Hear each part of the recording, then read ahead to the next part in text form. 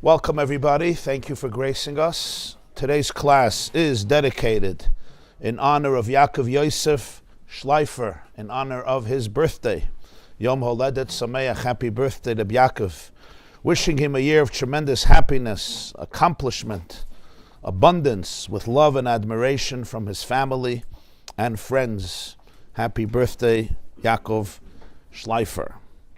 Today's class is also dedicated by Chani and Rabbi Yitzchak HaKayin Kaplan, celebrating their 8th wedding anniversary on the 11th of Kislev.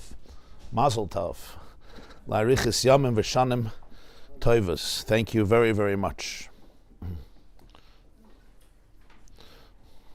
I also want to dedicate also today's class, especially in loving memory of Ayelet, Bas Geula, and Amon Cohen, who was a young woman from England who came here for treatments and passed away at the age of 44, right after Yom Tov on the 25th day of Tishrei.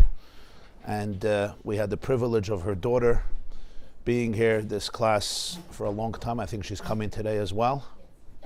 So we're honoring this class especially dedicated to her extraordinary mother, who was an unforgettable person and literally touched everybody she came in contact with, and recently returned her soul to its maker. Tehei nishmasa, tzura b'tzur hachaim. May God comfort her beloved family and give them all the strength that they need, and may your mother's soul remain an eternal source of inspiration and light and love for you and the whole family and the entire community and all of us, all the Jewish people. We should see ve'kitzu v'rananu sheikh neyafar b'karev mamash. Amen. Okay, so there's one source sheet today. The source sheets are also loaded always on the website on the yeshiva.net if you want to download them later, or those who are listening online. I'm going to begin with a little story that I heard from a rabbi at Duke University. His name is Rabbi Zalman Blooming. He's a Chabad Shliach at Duke. And he shared with me a number of years ago that there was a student there at Duke who was studying in the business school, in the Duke University Business School. And he shared with Rabbi Blooming that one day their professor in university, began the class with the following story. And the professor said that, in Russia, in the communist era, you had to walk, wherever you walked, you had to have ID, including an ID that showed that you have, that you work, and you have a permit to work, and the place where you work, and if not, you could be arrested. This was part of living in the Soviet Union. So there was this chassid in Moscow who was walking in the street, and a policeman stops him and says, "Where you coming from? Who are you? Where you going?" So he looks at him and he said, "Officer, I will pay you 250 ruble every day to ask me this question." And this is how the professor began his lecture to the student. There's an unforgettable moment in Parshas Vayishlach that asks this question. But it comes in quite an interesting and unique way. Let's remember the context of the story, and then we'll see the text inside. So Yaakov comes back from a long journey, 22 years. He's been away from home, his parents' home, and after 22 years, after 20 years by Lavan, he's coming back to Eretz Yisrael, another 2 years on the road, and he sends messengers. That's how Vayishlach starts. So Vayishlach Yaakov malachim lefanav Eisav achiv. Yaakov sends messengers to his brother Eisav, asking that he wants to meet and find favor in his eyes and reconcile the rift in the family. They come back, the messengers come back and say that Eisav is actually approaching you. He knows that you're coming back with 400 men. Yaakov is very, very distressed, and he prepares for the encounter, for the confrontation in 3 ways. He prays, he prepares for conflict, but he also does something else. He prepares a lavish gift to send to Eisav. And the Torah describes exactly how many animals he separates from his own wealth and he sends it with a bunch of messengers, herd after herd after herd. You have sheep and goats and camels, donkeys, that he sends all to Eisav in a way of, as a form of appeasement, as a form of reconciliation, hopefully that this will relax Esav's ire. And Yaakov is very specific as he gives instructions to these messengers who carrying these animals to Eisav, exactly how they should speak to Eisav. So let's see inside what he says. This is Sefer Bereshis Perek Lamed Bais, Psukim Yud Ches Chaf, that's Genesis 32 verses 18 to 20, Vayishlach Perek Lamed Bais Yud Ches. You have it both in the Hebrew and also a translation in the English. Vayitzav es harishon leimer. Remember, Yaakov sent groups of messengers, each one carrying another group, another herd of animals. So he gives instructions to each group of messengers. Vayitzav es harishon leimer. He instructs the first messengers who are carrying the first herd of animals, mammals, to Eisav. Leimer, and this is what he says to them. Ki yivgashcha Eisav achi.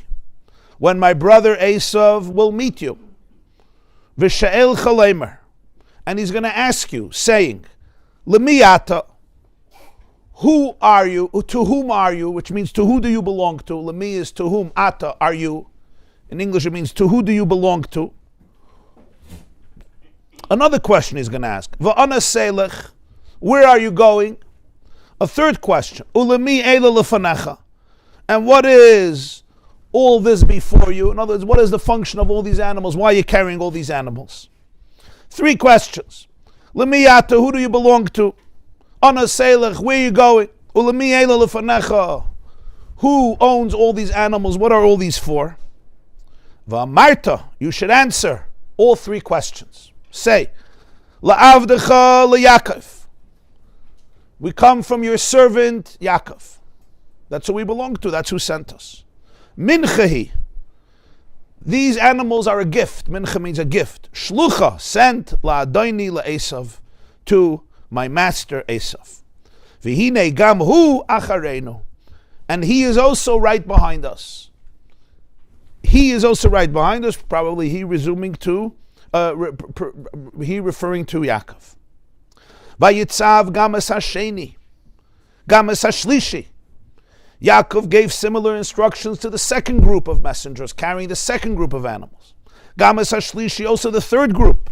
Gamas kol ha'holchem achrei ha'adarim, and all the others who followed the droves of animals.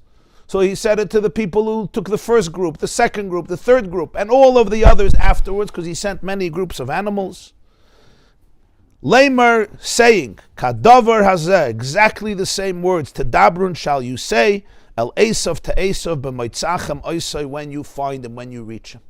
So exactly what I told the first group should also be your MO, communicate to him in the same way. So when he asks you these three questions, who do you belong to, where are you going, and what is all this before you, you should answer the same way.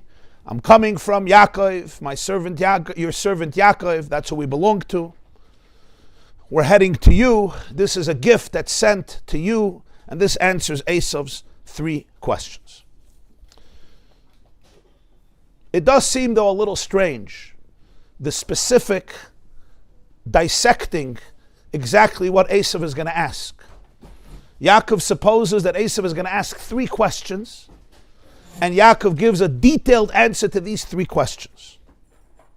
But why is it so important to share that Yaakov discussed the exact three questions that Eisav is going to ask, and exactly how they should answer, and how is that relevant to the story? I mean, it could have said simply, Yaakov gave them the gift like you would give anybody a gift and send it to somebody. So you say, when you come to him or you come to her, tell them it's a gift from me. I mean, you have to ask, how is it going to help that Eisav asks three questions and now you answer three answers? When you come to him, tell him it's a gift from me, for him. If he asks questions, you'll answer the questions.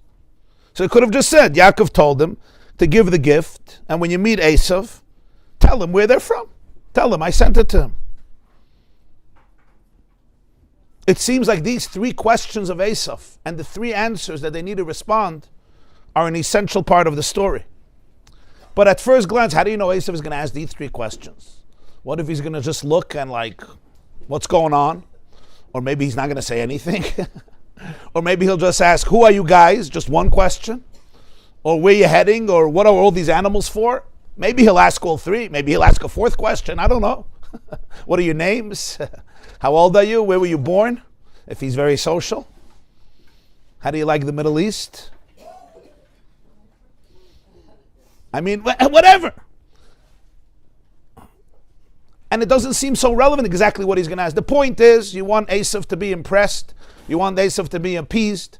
You want Eisav to be enthralled. You want Eisav to be overwhelmed. You want Eisav to feel good about himself and feel good about his brother. So give them the gifts and say, give it to Eisav and make sure he knows who it is. Put in the card the name so he knows who it is. But the Torah is very specific that Yaakov speaks about three questions that Eisav is going to ask and the three answers they need to give him. Even if Yaakov did say it, which is also interesting and a little strange, it goes into the text of the story. So like everything, the fact that Yaakov puts into Esav's mouth these three questions means that these three questions are very important questions. They're not just simple questions like what's going on, which includes all three. Or where you're from, that will already include, they'll tell him what's going on. One of the great Hasidic masters was known as the Chidushei Harim. You probably heard of the Chidushei Harim. Harim is Harav Yitzchak Meir, Rabbi Meir of Ger. And he was the first Hasidic master of the Hasidic dynasty known as Ger or Gur. Gur is a city in Poland not far from Warsaw. He was a student of the Kotzker Rebbe, Rabbi Menachem Mendel Morgenstern, and after the Kotzker Rebbe's passing, he was crowned by his many disciples and he moved to Ger. We became one of the great sages and leaders of Polish Jewry in the 19th century. He passed away Adar Tofresh Chavav, which would be 1866. And he was known as Rabbi Meir. His name was Yitzchak Meir. That's why he's called Harim, Harav Yitzchak Meir, Rabbi Meir. And he was succeeded by, after his passing, Reb Henach of Alexander was one of his students. And then his grandson was a little older, the Sfas Emes, and he succeeded him. There's a little volume of his commentaries on Chumash, very, very brief, very, very short, Torah's teachings. And over there he presents a beautiful, beautiful explanation. And he says that in addition to the literal meaning, there's a much deeper meaning going on here. And that's why the Torah says it. And that's why Yaakov puts these three questions into Esav's mouth. Technically, Eisav could have asked two questions, one question, 3 questions, 6 questions, 10 questions, or no questions at all. Just raise his eyebrows. But on a deeper level, Yaakov knows that Eisav asks these 3 questions. And not only does he ask those 3 questions, then he continues to ask those 3 questions. And Yaakov is saying, whenever you meet Eisav, expect 3 questions. And therefore be prepared with 3 answers. And the 3 questions don't necessarily come from somebody outside of me. The 3 questions can come from inside of me. In other words, there's a part of our brain or a part of our psyche or a part of our personality that will throw out 3 questions very often. And Yaakov says, you need to know how to address these questions. What is he talking about? If you look at Esav's words, he says, L'mi ata v'ana selech u'l'mi yela lefanacha. To whom are you? Where are you going? And who is all this for? All these animals here, what is it? On a literal level. On a deeper level, the Chidushei Harim says, he's asking a very, very deep question. And that's why Yaakov puts these words. It's not just a technical thing. Who owns all these animals? What are you guys doing? What are you schlepping herd after herd after herd? Where are you going? What type of, are you creating a zoo? You're creating a farm? What is going on? On a deeper level, he's asking an existential question which needs to be addressed. And the question is, who do you think you are? Who do you think you are? Much more than a physical, just technical question of geography, where you're coming from, where you're going, who do you work for, whose house are you, whose family are you, how you related to me, how you're not related to me.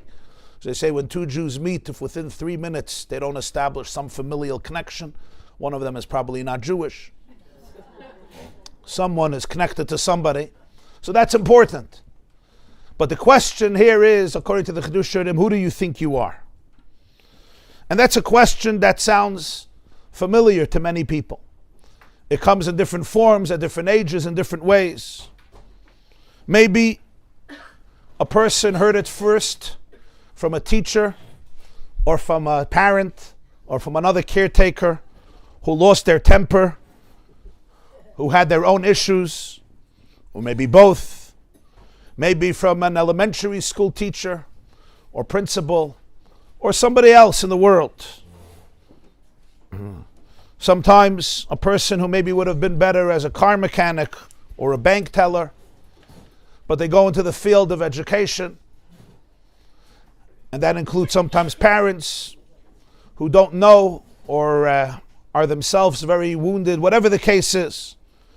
Or it's maybe from another person that we trusted at some point, and we had deep trust in them, and they said so maybe explicitly, or maybe not explicitly, maybe implicitly. Maybe they did not even say it. But our experiences, our relationships, our encounters caused us, or some of us, or many of us, to hear this voice. But it doesn't really matter where I or you heard it first. Not that it doesn't matter, it does matter, but that's not really what matters.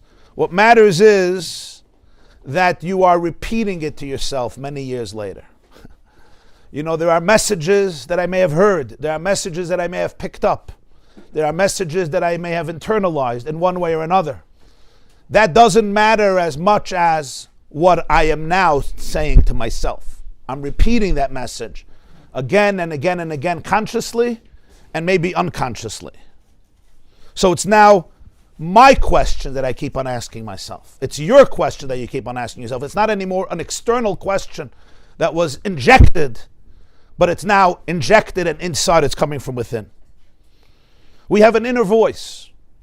We call it in our literature a Yetzer Hara. But what does that mean?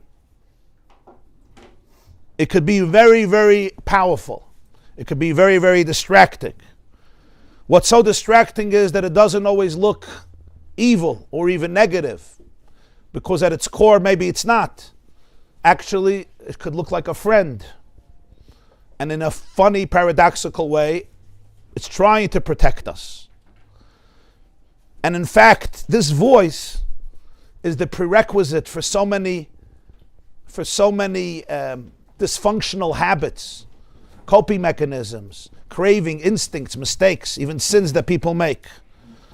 Because it's a powerful voice that never quits of convincing the person that they're not really worth very much. Who do you think you are? It doesn't really matter how you live. It doesn't matter what you do. It takes away the power, the agency of a human being. It makes sure to remind you, or to remind me, or to remind anybody that you're unworthy. You're unworthy of real love. You're unworthy of a real relationship. You're unworthy of somebody truly being present with you as an equal. And it comes across in so many different ways. It can even be in the emotion that somebody, even in a room with somebody, unconsciously feels a little threatened. It's very hard for them to be in a complete place of presence, of relaxation, of serenity, which is a very, very vulnerable experience. Full presence with full relaxation is a very vulnerable experience. If a person needs to be on alert and uptight because there is a threat, even in the most subtle way, I'm already used to this. It's not even something the person is telling themselves verbally.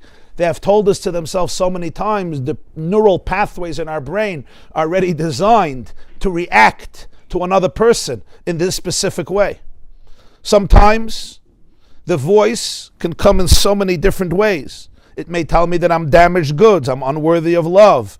If people would know who I am for real, they would look at me completely different. They could never know who I am for real. It may say that if I stopped faking and camouflaging and feigning an inauthentic self, if I allowed others to see into my inner core, they would all run for the hills. Basically, in one form or another, this person experiences themselves as a deep, deep loser. So it doesn't matter who you are, it doesn't matter how much you accomplished, it doesn't matter even how confident you may feel. All that is counterbalanced by a powerful negative voice within that is constantly telling people, no matter how much evidence they have to the contrary, that this person is unworthy, this person is damaged, this person is bad, this person is a fraud, this person is an imposter, this person is worthless, the world is a threat. And it comes in, millions and millions of different ways and different voices, consciously and unconsciously. But the bottom line is, my goals are pointless, my accomplishments are worthless, and I'm a piece of garbage. It can even come across as a philosophical voice sometimes.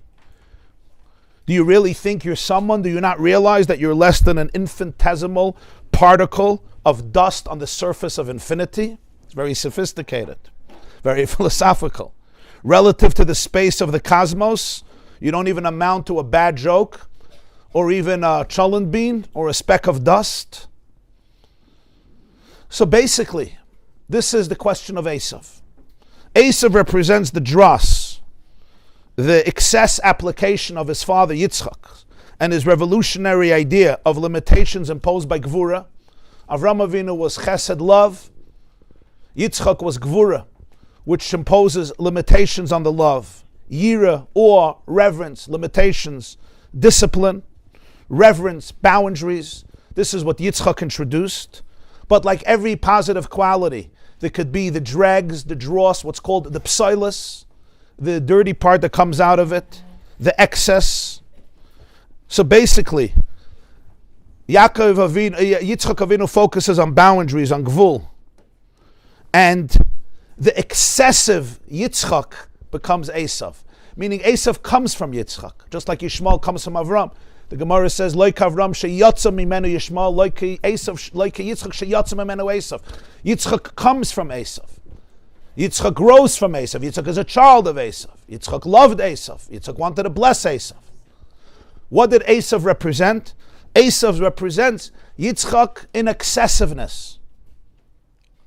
So it's the dross that could come out of the midah of Gvura. The excessive focus on limitations amplifies the voice in one's head that tries to convince me or you that due to your current limitations, you're not worth very much. You haven't accomplished very much. It's unlikely you ever will. And even if you did achieve a thing or two in your life, you're an imitator, you're a manipulator, you're an imposter, you're inauthentic, you're dishonest. Self-criticism, cheshbon hanefesh, introspection, is a quality of yira, of awe, of gvura, of discipline, of boundaries, of understanding what's good, what's not good. Eisav takes that quality and exaggerates it and dramatizes it. So now it's not just there's limitations, there's understanding, there's mistakes that I made. I could apologize, I could say I'm sorry, I could do something different tomorrow. But it dramatizes it, and it dramatizes it to the point that it becomes the MO of the person. And this is the voice that Eisav puts into somebody's head.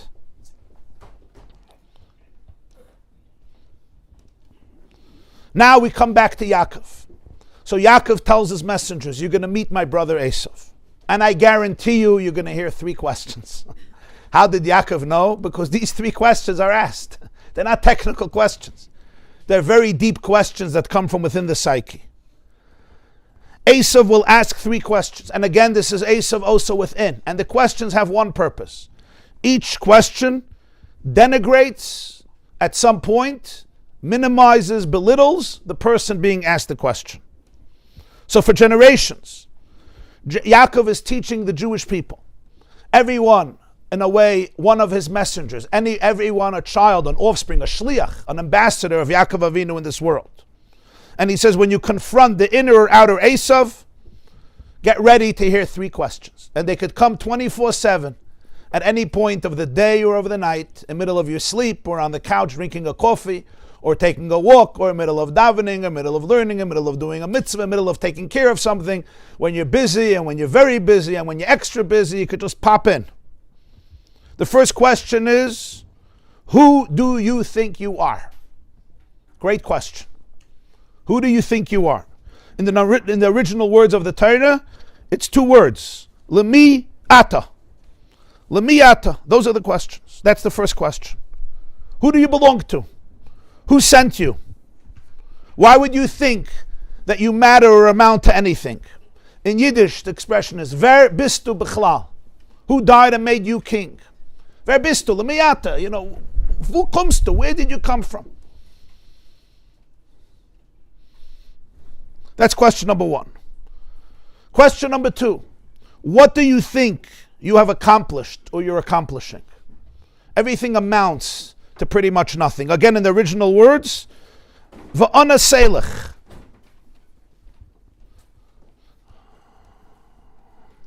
And the third one is lemi ela lefanecha.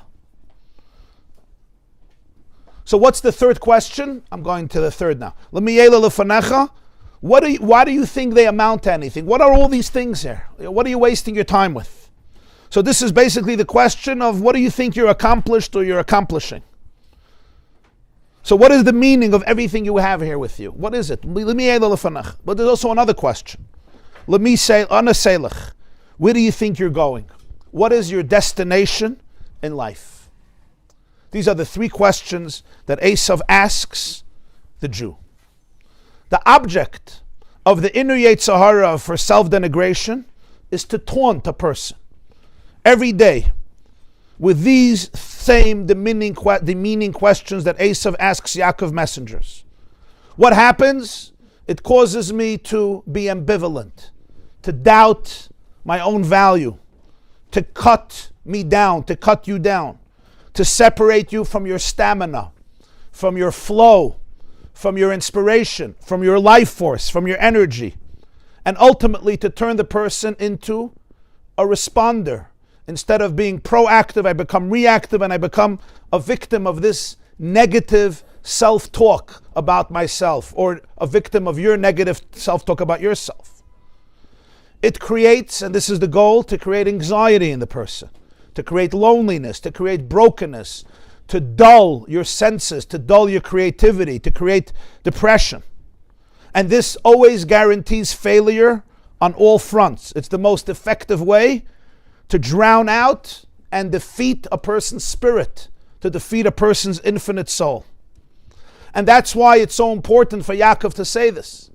He's not just giving information that's irrelevant, because he's warning them that these questions will come daily, and sometimes they will come in unexpected ways and at unexpected moments, and sometimes they will come in moments that are potentially so beautiful and exhilarating.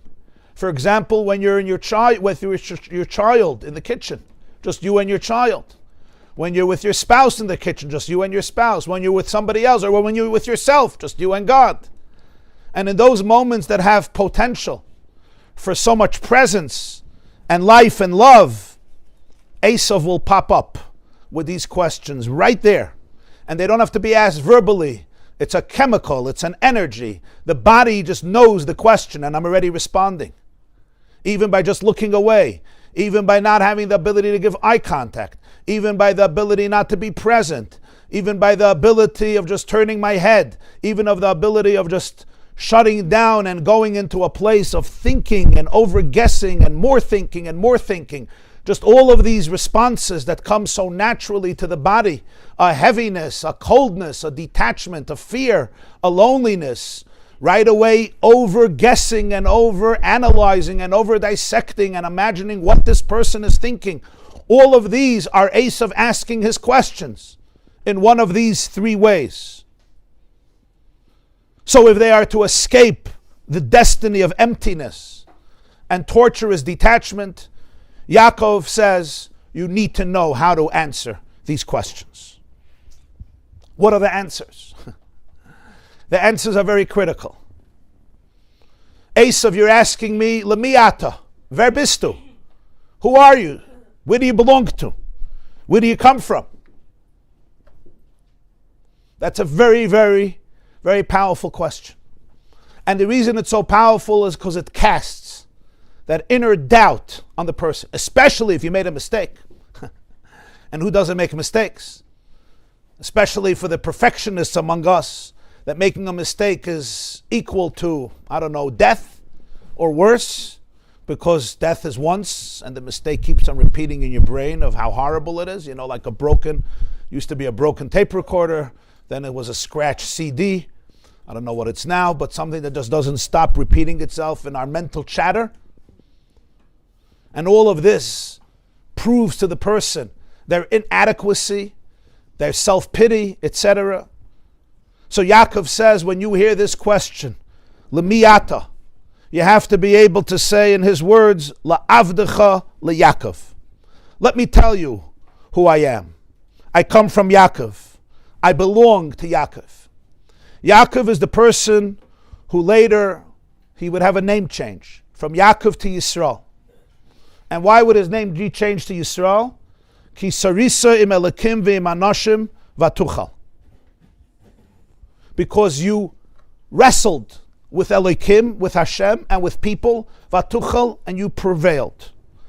Not only that, later it says that Yaakov will be called by Hashem. Hashem will give him a name, Vayikra Eloi Kael Elokei Yisrael. Yaakov will be called by Hashem divine. Kael Elokei Yisrael. As Rashi says, HaKadosh Baruch Hu Karoi LeYaakov Kael. Hashem called Yaakov Kael, which is very, very intense. Kael means the divine.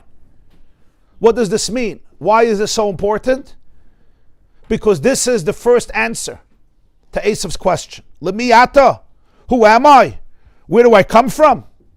La'avdecha leYaakov. I come from Yaakov, who was called by Hashem, Kael Elokei Yisrael, divine.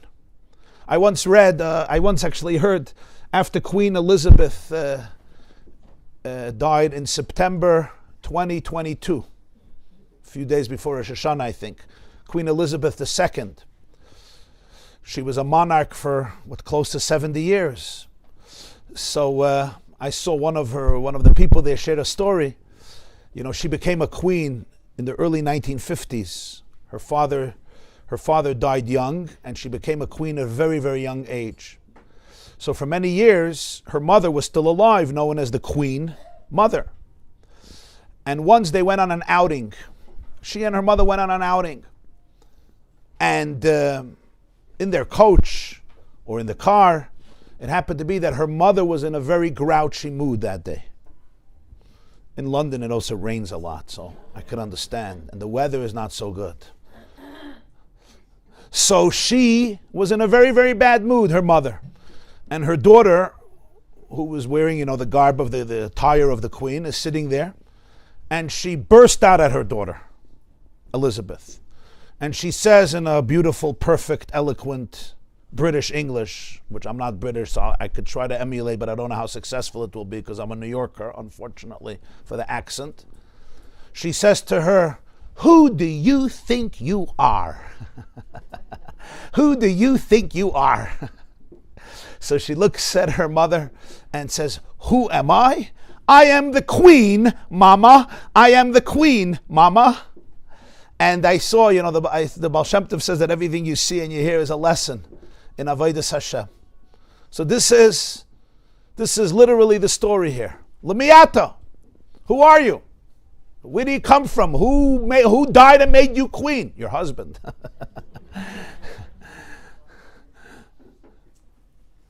Where are you getting this pompousness from? Like, everybody knows who you are. When psychology developed this concept of an imposter syndrome, right? It resonated for so many people. So many people who are very, very successful in life, deep down, they feel like they're imposters, they're ganavim, they're thieves. And it's very interesting. You have sometimes great artists. They really accomplish great things, but deep down they feel that they don't deserve the credit, and people are giving credit to a thief, to a thug, to somebody who's stolen the credit, and if everybody would know it, it would be very, very embarrassing. So these are all different types of thoughts that people live with in such a profound and deep way. And the response that the Jew, that Yaakov says, Yaakov representing the Jew, needs to tell to this voice is, La'avdecha leYaakov, Vayikra Eloi Kael Elokei Yisrael. I am the queen, Mama, or I should say, I am the queen, Eisav, or I am the king, Esau, like the Mishnah says in Shabbos, Kol Yisrael, B'nei Melachim Heim. You're a prince, or in Zohar it says, not only prince, but Melachim, kings themselves. So I belong to Yaakov. And that's the words in the famous Mishnah, we'll soon see, Dame ayin basa. Know that you come from ayin. It says, where do you come from? Me ayin basa. So literally it means, Dame ayin basa. Know from where you come from. One of the most beautiful interpretations of the Balatanya is Dame ayin basa. You come from ayin. What is ayin? Ayin we translate as nothingness, but really the word ayin means no thingness. Nothingness is no thingness. No thingness is the source of all things. Something that's a thing can't be the source of everything because it's one thing. No thingness is the source of everything because it's not finite, it's not a particular thing. So all the things come from no thingness. So essentially, Dame ayin basa, you come from the infinite source of all reality, which is called ayin because it's the ultimate intangible essence which transcends anything that my limited tools can define or wrap my brain around. That's what ayin means. So I am a derivative of infinite oneness. I'm part of Yaakov. I'm part of Yaakov's family of nation. I'm part of a nation which has an elevated mission in the world history like none other. That's the first answer to Esav's question. Lami ata la'avdecha liYaakov. I once read a beautiful paragraph in an article by the British, talking about Britain, the British chief rabbi, Rabbi Jonathan Sacks, Alav Shalom. He was quoting somebody. Our deepest fear is not that we're inadequate. Our deepest fear is that we are powerful beyond measure. It's our light, not our darkness, that most frightens us. We ask ourselves, who am I to be brilliant, gorgeous, talented, fabulous, successful? Actually, who are you not to be? You're a child of God. Your playing small doesn't serve the world. There is nothing enlightened about shrinking so that other people won't feel insecure around you. We are all meant to shine as children do. We were born to make manifest the glory of God that is within us. It's not just in some of us, it's in every person. And as we let our own light shine, we subconsciously give other people permission to do the same. As we liberate from our own fear, as we are liberated from our own fear, our presence automatically liberates others. How true it is. Sometimes people feel that they want to shrink because how are other people going to feel? There's so much inner doubt, and sometimes it looks so kind, but it's really the other way around. When you shine fully, you encourage, you allow other people to shine. Nobody's light can take away anybody else's light. It's like the ray of the sun doesn't get jealous of another ray of sun. The reason is because it's not stealing your light. The second ray is not stealing the light of the first ray, and the sun has enough light for endless rays to manifest it. In fact, I don't know if you know, but the sun gives out light in 2 seconds, and it takes the light that the sun gives out in 2 seconds takes 70 years to reach the solar earth, to reach the earth, that solar light. That amount of light is the light that comes to us in 70 years. And this is only the sun, which is a creation. Talk about the light of the Creator. So when Hashem calls Yaakov, Kela Lekei Yisrael, divine, what the Jew is telling Eisav is, La'avdecha liYaakov, that's who I am. It doesn't mean that the person doesn't have mistake, doesn't mean the person doesn't have challenges and setbacks and didn't make mistakes. But it means that the biggest mistake we can make is that we're a mistake. The greatest mistake I can make is thinking that essentially I have to live in a bubble of fear and insecurity. Now, sometimes it's not words, because it's an experience that is so deep, and the person needs to be able to rewire their brain's thinking. But this is what Yaakov is imprinting here for eternity, how to respond to the first question. Then comes the second question. What did I accomplish in my life? What is the purpose of this all? What are you doing with all these animals? What are your days and nights made up of? Sometimes people feel like such failures. They're ultimately wasting their time. Even things that they really did, they have so many question marks in it. And they're always asked, if I could just go back and redo everything, which is a very common thought. If I would know today what I knew 25 years ago. You ever had that thought? If I can birth all my children and give them what I didn't give them, if. But the bottom line is that we're here today, now, and this is the reality of your life, this is the reality of my life, this is the reality of our life. So Eisav has a wonderful question. All this that you amassed, was is das, garnished. It's nothing worth. It's that feeling when a person wakes up or middle of the day or middle of the night and just feels the sense of there's so little purpose. So what does Yaakov say? You have to tell Eisav, Minchehi shlucha la'adayni la'Eisav. I'm bringing a mincha. I'm bringing a gift. What is this? So the Chidush Harim says something very powerful. God cherishes and adores each day of your life that's lived with love, dedication, commitment, goodness, and holiness. Life is always lived right now. Like the Baal Shem Tov says, the world is created every moment anew. Hamachadesh betuvoi b'chol yom tamid ma'aseh bereishis, we say in davening. Every day, constantly. And we say tamid. It's not just every day, it's constantly. So that means life is lived right now, right here, in this very moment. As I told you once, what a great chassid once said, the greatest, most important space you'll ever be in, the most exciting place you'll ever visit and be in is the place you are present in right now. The most exciting time you will ever experience is the moment called now. And the most interesting person you'll ever meet in your entire life is the person you're speaking to right now. And that person may be yourself. That's the most interesting person. You say, no, come on, there are more interesting people. No. Because if this is what's happening right now, you're not going to get a more exciting time, a more exciting moment, and a more exciting person. That's the idea that about Hashem creates the world right now. That means that everything is happening right now, right here. This is where life is. It's being in the force energy, in the life force and life energy of the divine that's flowing through me, through you, right now. So therefore, you're telling him Hashem cherishes and adores every day and every moment. He cherishes every prayer, every piece of Torah learned, every mitzvah, every thought, word, and action that is saturated, that is meaningful, is saturated with goodness, is meaningful, is divine. Like the mincha offering, it's called a mincha. The mincha was a meal offering that was brought in the Mishkan, in the Beis HaMikdash. It was called a mincha. And it was brought by a poor person usually, because wealthy people could bring birds or mammals, animals. A mincha was a meal offering, so it was very cheap. So the Torah in Vayikra speaks about a poor person who brings a mincha. But the Torah says it's particularly beloved by Hashem. Minchas ani. What I accomplished in my life may not look much to somebody else or even to a certain part of my brain. But for Hashem it means everything. There's the third question of Eisav. Where are you going? If you remember, the third question was, Ana Selech. Where are you guys going? Where am I going? The answer is, I'm going to Eisav. I'm going to you. You're the destination. Mincha hishlucha la'adayni la'Eisav. This is a gift sent to Eisav. I'm on my way to encounter you, to confront you.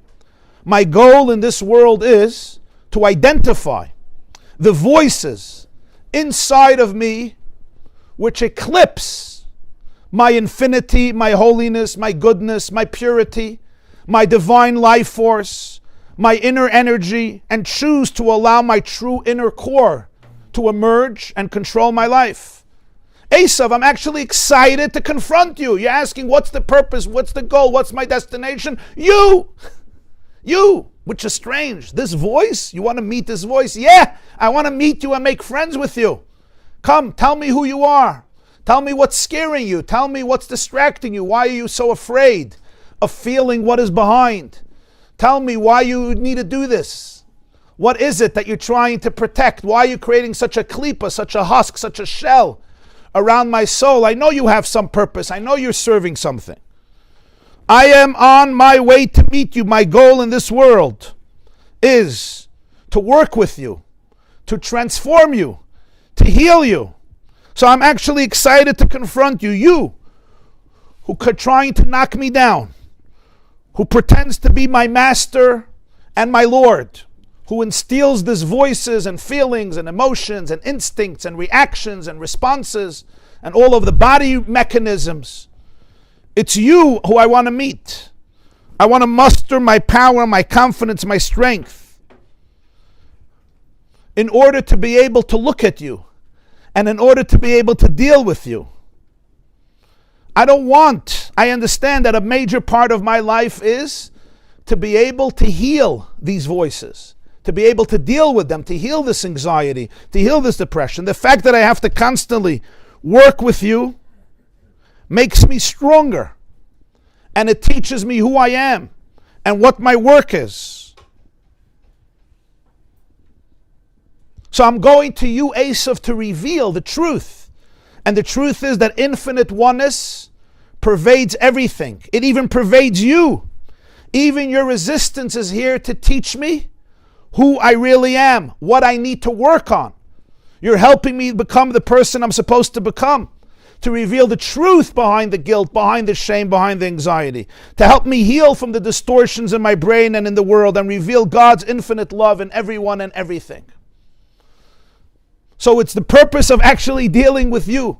As the Medrash says, Hashem created the world liyas leidira betachtoinim, to make a home for him betachtoinim. Tachtoinim means, Medrash Tanchuma Parshas Monsey, in the lowest element of reality. In this very lowest element of reality, this is where I want to bring in the oneness. So I'm not afraid to confront you. This entire gift of my avodah is connected to you, so much to you.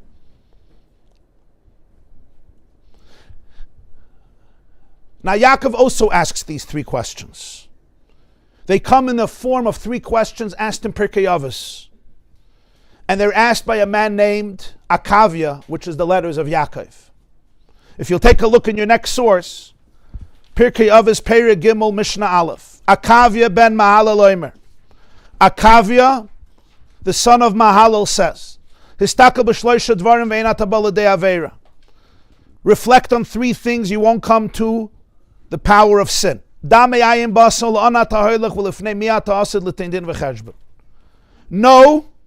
from where you come. Also know where you're going. And also know before whom you're destined to give an account and a reckoning. I want you to look at these three things. Where you're coming from, where you're going, and before whom you're going to give an account. Where do you come from? Mitipas rucha. Mitipas rucha means, or melechas rucha means, from a putrid seed. Where are you going? To a place of dust, of worm, maggots. Before whom are you destined to give an account and a reckoning? Before Hashem, the King of Kings. So at the surface, Akavi ben Mahalal is saying, if you reflect on three things, you'll remain safe in life. Know where you come from, know where you're going, and know before whom you're going to be giving an accounting. Where do you come from, he says? I come from a putrid seed. Where am I going? A person ends up in a place of maggots and worms. Who, before they give a reckoning, Melech Malcham Lachem HaKadosh Baruch Hu, before Hashem. The Mishnah can be wrongly understood, sadly understood, to communicate the same type of negative, self-demeaning message that Eisav was transmitting with his three questions to the servants of Yaakov. You're worthless. You come from a putrid seed, tipas rucha. You're destined to end up as dust and worms and maggots. How inspiring. It's great. You come from nowhere, you're going to nowhere. I come from something putrid and smelly, and I end up as worm fodder. Great, beautiful. But then how do we understand the third reflection? The third reflection, kum tarayim ve'ayavan in sukkah. What's the third reflection? Lifnei miya ta'asid l'tein din v'cheshbon, lifnei melech malchei amlachim HaKadosh Baruch Hu. You will give an accounting of your actions before the King of Kings. 1 second. Why would Hashem bother to hold accountable such a lowly, putrid, worthless creature, the fodder of worms and maggots, who is just going to be reduced to dust? Why am I giving an accounting before him? Does God have nothing better to do with his time than ask a putrid creature who ends up in the womb of a maggot, a worthless particle of dust, for an accounting? I mean, even a person doesn't ask a worm or an ant or a speck of dust to give you an accounting. And a person and dust are much closer than infinity and finiteness. So why am I giving an accounting? These three answers seem very paradoxical. I come from a place of worthlessness, I'm going to a place of worthlessness, but in the meantime I have to give this accounting before a King of Kings. The truth is that this Mishnah needs to be understood exactly in the opposite way. That's the power of this Mishnah. The power of this Mishnah is Akavia, is the letters of Yaakov. Akavya is Ayin, Kuf, Vez, Yud. Yaakov, but with a Hey at the end. Yud, Hey, which is Hashem's name. So Akavya also asks the three questions. Yaakov. Akavya is Yaakov. He's asking three questions of Eisav. But the answers are completely different. But the answers also include the questions and answers of Eisav. Because really what he's saying is, of course it's true. Of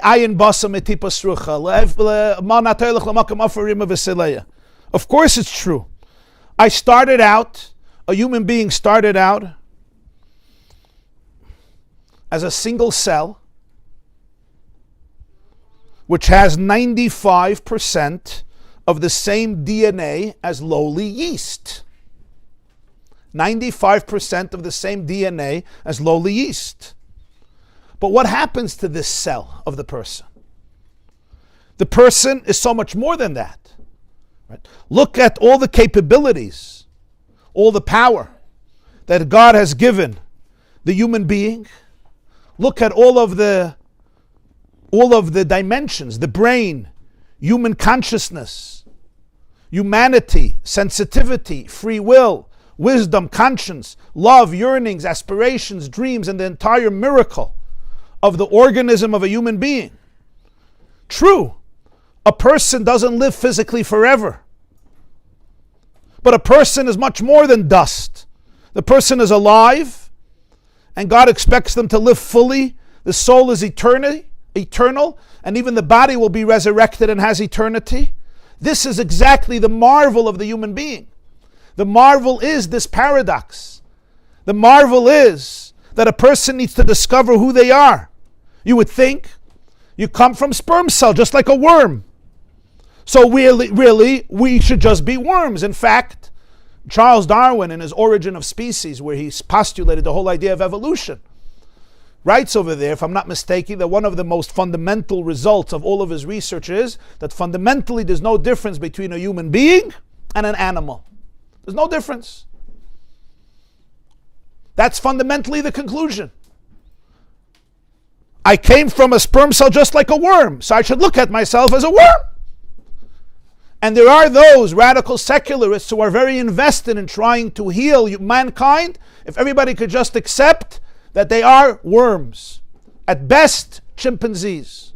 And you do share 99% of your DNA with chimps and 50% of your DNA with a banana. So when you look at a banana next time, say, "Hi, cousin." There's a rabbi I know in Texas. He lived in Texas. He told me he was going to shul on Yom Kippur once in the morning, and he sees another Jew coming to shul. So he says, "Why are you going to shul? It's so nice." He says, "I'm going to Yisker. I'm going for Yisker." Now they always would argue about evolution. Always with the rabbi. So his rabbi's name is Rabbi Chadikov, and he lived in Texas then. This man always said evolution, this idea we come from primates. So he looks at him and he says, "I don't understand. You doing Yisker?" He says, "Yeah." He says, "You should go to the zoo for Yisker." So he started to laugh. He started to laugh. He loved the rabbi's humor. So he said, "I guess deep down, you know that you belong in shul for Yisker, not in the zoo for Yisker." But this was a very big investment if you could just tell the person the truth. You're a worm. Your brain developed, there was some type of cognitive revolution that they don't know how it happened, and therefore the Homo sapien brain became our crazy brain that can build hospitals and spaceships and airplanes and homes and artificial intelligence, supercomputers. But essentially, it's a worm. The whole revolution, the whole idea of Yiddishkeit was a declaration of a truth contrary to this. That despite being dust, despite coming from the same sperm cell like a worm, there is infinity invested in the person. There is divinity invested in the person. The person is a divine consciousness that is embodied in the human body. Now that's a miracle. That captures the unique majesty of the human being much more than the angels. Despite being on one level, tipas rucha, so putrid, the person is so sacred. The word Adam has two meanings. Adam Adama, earth, and Adam Adama le'elyon, a mirror of the higher reality. Adama from the word doima. Adama le'elyon, I'm comparable to the transcendent, to the infinite. You're a mirror of Hashem. Why? Because the person is the interlacing link between heaven and earth. So on one hand, the person is a mountain of dust, and on the other hand, a pillar of infinity, a pillar of light. So of course every action and thought and word matters and is accounted for, because the person is a divine ambassador in an earthly world. It's the divine energy that is invested in this body and develops this cell and is there throughout. So I will be asked if I manage to discover my own truth, my own depth, my own soul, that I manage to transcend the obvious limitations of my physical origin and physical end, and be fully aligned, fully step in to the divine flow of life, force, and energy that's flowing through me. A life that can take the person to the throne, to the Kislev, to the throne of God. So what makes these Mishnahs questions, what makes these questions in the Mishnah turn from the negative to the positive, from demeaning and denigrating the person to elevating and inspiring the person, is who's asking them. Is it Eisav who's asking them? Or is it Akavya ben Mahalal asking them? If it's Eisav asking them, it has one agenda.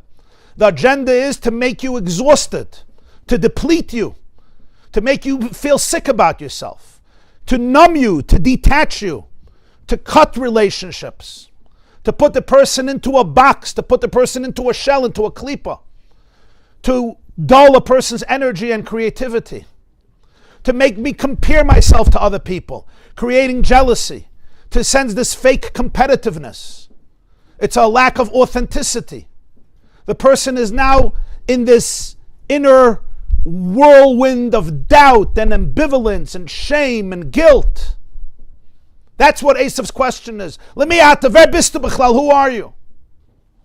Where are you going? What's your destination? You're wasting your time. And all this, you're accomplishing nothing. Yaakov asked the same question, Akavya. Damei ayin basa. Where do you come from? Just like Eisav. Lemiyata. Ula anata hoylech. Exactly like Eisav. Anaselech.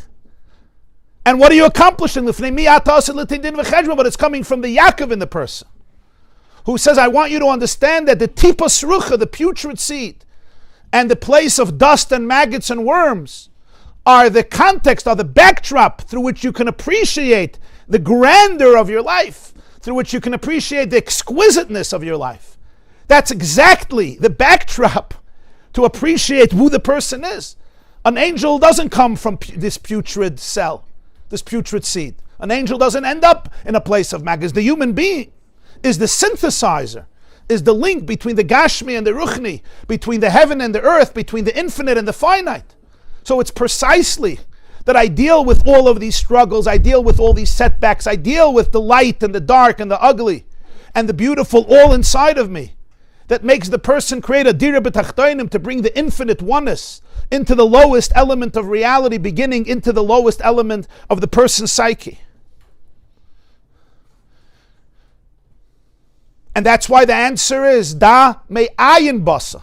So as we said before, ayin is not just a question, it's also an explanation. You come from ayin, from a place of no thingness, of pure infinity, which can come down into the most finite space and elevate it and sublimate it.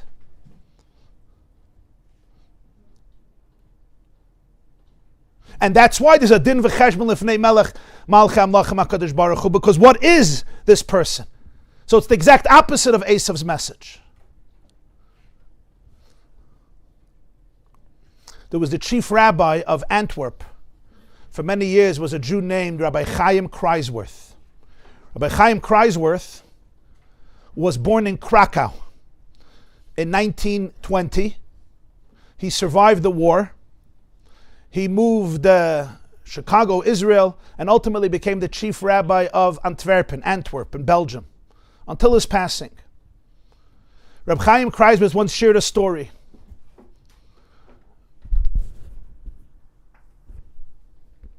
He was in shul in Antwerp, putting away his tefillin after davening. As is very common in shuls, There are people who come to collect money for charity. There was a Jew who came to shul and came over to him to collect money, to ask for charity. Reb Chaim Kreiswirth looked at him, and he saw that he was really dressed in rags, and he looked really, really poor. So he took out some money and he gave it to him, and then he said, Shalom Aleichem. Where are you from? What's your name? Where do you live? You know, where you coming from? Where you going? He didn't have too many animals with him to ask him, what's this for? He was collecting some money. But you know, the natural social questions. And the man says, I don't have a home, I'm a poor man. And where am I going? I don't know where I'm going. And he says, where do you eat? He says, the money I get now is going to be my next meal. Basically, he was a very, very poor Jew who had barely nothing, and he would survive from meal to meal, collecting money and find some place to stay. So he starts asking him all these questions, and then when he finds out his name, you know, there's an epiphany in his head, like a light bulb goes off in his head. Something that happened a quarter of a century earlier. Reb Chaim Kreiswirth was stuck in Eastern Europe, and he had a visa to get out. An older Jew came over to him and said, you're going to get out. I don't think I'm going to get out. I don't think I'm going to make it through the war. Ashad Yiddish Geld. I have a bank account in Switzerland. A huge, huge bank account. I put in money for many years. You know, Jews put a lot of money into the Swiss banks before the Second World War. And I'm going to give you all the information. One day you'll meet, hopefully, a child of mine or someone in my family. Give them the information, let them go retrieve the money, because there's a lot of money there. Now, then there was no passwords and credit cards. He gave him all the information. Reb Chaim Kreiswirth had a very good memory. So he remembered all the numbers in order to be able to retrieve the money. And that was it. He said goodbye. Reb Chaim left and escaped. 25 years later, this beggar is in shul. He hears his name. It's the same last name of that Jew. So his bells go off, his light goes off in his brain. Could they be related? He asked the Jew, how much longer are you going to be in Antwerp? He says, another few days. He's planning to be here to collect money. He didn't want to say anything because he couldn't reveal the information to somebody who wasn't from the family. It's the person's money, wasn't his to give away. He never went to take the money. He wanted to do some research. So he said, you're staying here a few days? Good, you'll come back tomorrow to shul the next day. He did his research, whatever investigation he did, and he started to feel that he's onto something. When the person came back, he asked him much more questions, and then he figured out that he's his son. He's his son, he survived. He looks at him, he takes out money, he says, here, go buy yourself a ticket from Belgium, from Antwerp to Basel. Go to this and this bank. He gives them all the information. Give them this information. Retrieve your father's money. I want to tell you that you're not a poor man. You're actually one of the wealthiest Jews around. So he looks at him and he says, Rebbe, stop mocking me. Stop laughing from me. Why are you saying this to me? It's called lo yigla rosh. You don't laugh from a poor person who doesn't have anything. He says, I'm not lying to you. And he tells him the story. And he gives him the money for the ticket to go get the oitze, the treasure of his father in Switzerland. And the man went off. And Baruch Hashem, he became very, very well. He didn't become wealthy. He was wealthy and he found it. Reb Chaim Kreiswirth told over the story. And he says, what did he learn from the story? He said, so he learned something fascinating. When the person said to him that he has nothing, he's dressed in rags, he doesn't have a home, he doesn't have what to eat, he doesn't know how he's going to survive the next day, that's why he's collecting money for breakfast tomorrow. That man at that moment was a multi-millionaire. He just didn't know it. He had no access to the truth of who he was. He didn't give him the wealth. Rabbi Chaim Kreiswirth didn't give him wealth. The bank didn't create the wealth. The wealth was there.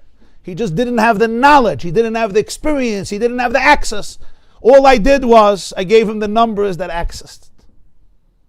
And that's essentially the core issue here. What Yaakov is telling the messengers is that the spiritual wealth that a person has is beyond what anybody can create or imagine. Because if right now, Vayikra lo Kael Elokei Yisrael, you are manifesting through your body, through your soul, the divine energy. So you're talking about infinity. So there's no deeper wealth than that wealth. And that wealth is right now flowing through your arteries, your sinews, your bones, every cell, every neuron. So what's the question? The only question is, do I have access to it? The function of life is to remove the blockages, to remove the debris, to remove all of the klipos, all the shells, to be able to give the person access to it. Once the person has access to it, there's never again that I could compare myself to somebody else or should compare myself to somebody else. The person is living in full presence of God as his manifestation in this world. So of course, the presence becomes so powerful.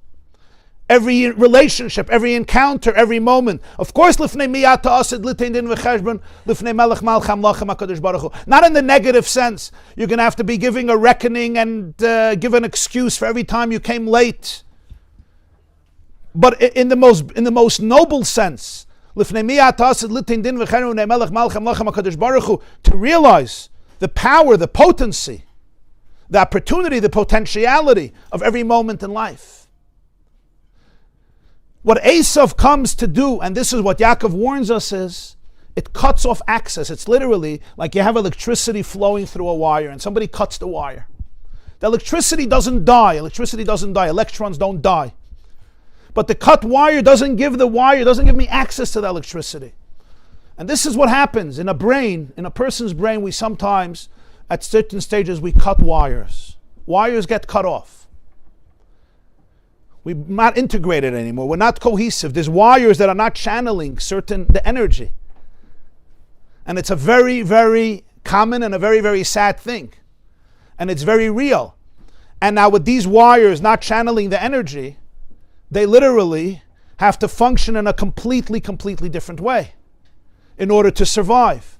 So the person develops all of these different types of coping mechanisms and reactions and responses in a very difficult world that they grew up in, however that happened and what happened, and I'm not fully in touch with the energy flowing through me.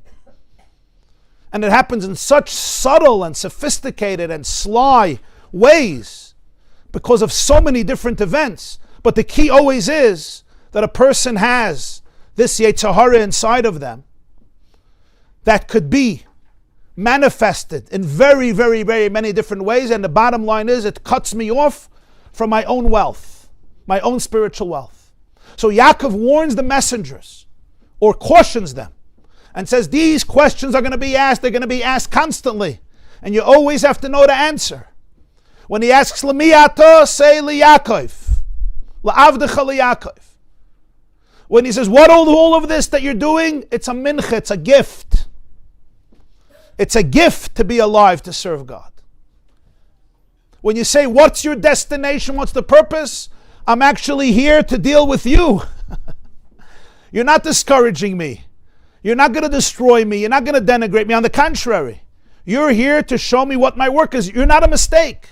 The Eisav in me is also not a mistake. The Eisav in me is part of the purpose. It's part of the whole experience.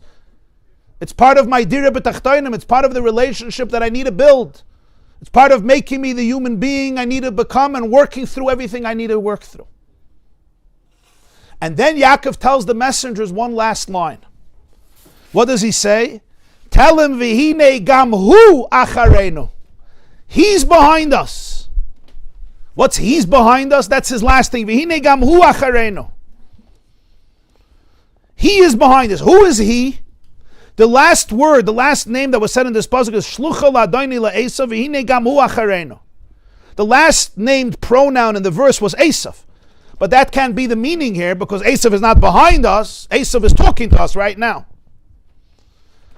The Torah is intimating something very profound.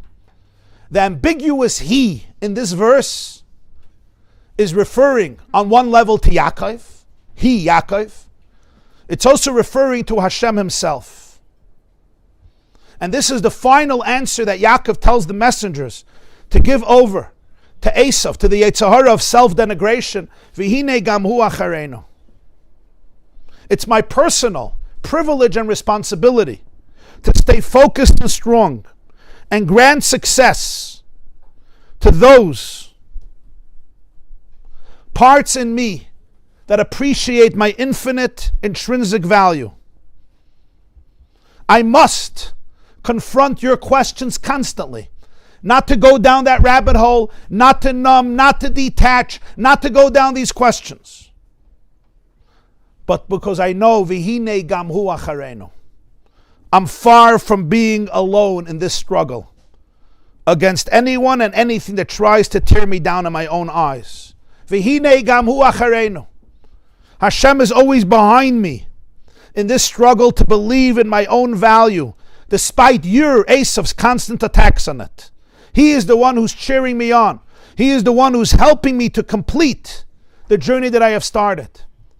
So at any moment in a person's life, when they feel alone or they feel forlorn, or how am I going to deal with this, or what do I do with these questions, and it's so hard, and it is. Sometimes it gets very, very hard because it's sometimes deeply embedded and deeply entrenched. And as I said, sometimes it's subconscious and a person doesn't even have awareness of it. Sometimes it takes so many years and so much work to be able to even become aware of certain habits and reactions in our lives. It's very, very hard. And one of the deepest things is you see with people's faces, you see with people's eyes. One of the most powerful forms of attachment is through eyes, einayim, to see and to be seen. Eye contact. In that early stages of life when a child is born, cuddled in mom's arms or dad's arms or both of their arms or other loved one's arms, and the gaze, and that gaze, a gaze of trust and a gaze of confidence. You matter. You're valuable. Just seeing you is so exhilarating, is so meaningful, is so powerful. That attachment tells that infant everything that they need to know. It tells them about their value. It tells them about their intrinsic value. It tells them about their space in the world. But not always do people get that. Not always could people get that. And even when somebody is looking, their mind is somewhere else and the nervous system is so sensitive to pick up the energy of the other person. And so when I grow up and I develop all of these different types of mechanisms to stay safe, one of them may be to detach, because attachment may have caused so much pain. And if it caused so much pain, it's a very, very sophisticated mechanism to be able to remain a little detached in my own bubble and safe, and not to be able to be fully present. In fact, for some people, as I said earlier, a person even walking into the room excites the nervous system, not necessarily in an exciting way. And the fact that I'm not conscious of this in an awareness doesn't mean it doesn't exist. I have to really be able to examine and see, how fully present do I know how to be to life with joy, with serenity, with tranquility, with celebrating this very moment and this very relationship. This is a lot of work. Try it, you'll see. There's so many distracting voices constantly. These are the voices of Esau, and they always come in these three things. Who are you? Where are you going? What is all of this you think you're doing? Boom, done. Let's eat. There's a piece of cheesecake. That will solve Esav's questions. Comes Yaakov and says, Dame ayin basa. You're ayin. Ayin is infinite. Ayin is no thing. You're not a thing. A thing can get damaged. No thing can get damaged. It's the source of everything. That's where you come from. Because you're from ayin. Therefore, even when I come through a putrid tipa sucha, a putrid seed, what is it? It's ayin there. But who's going there? It's the soul that's a chelik elokami mal mamish. And even the guf, which was chosen by God and is going to experience chiyas hames. And therefore, so tell him you belong to Yaakov, tell him it's a mincha, and tell him I'm going to Eisav, and then say that in every moment of this encounter, Hashem is right behind me, cheering me on, being with you, giving you the power and the energy to be able to stay fully present with this gift that you're bringing to Eisav, to be able to answer these three questions from your place of infinite love and bliss and divine light. Have a wonderful week.